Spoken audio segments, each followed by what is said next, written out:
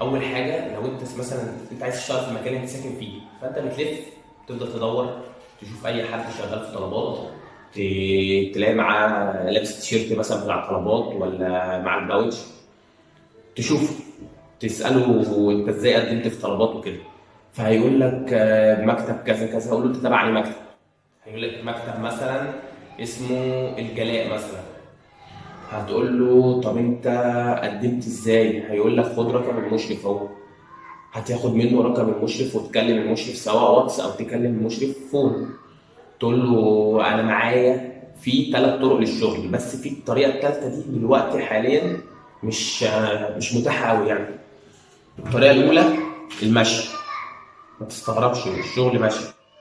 فهي الصراحه متعبه، بحيث ان انت مثلا ممكن تعمل لك 5 اوردرات مثلا تلاقي نفسك تعبت قوي فتروح. الطريقه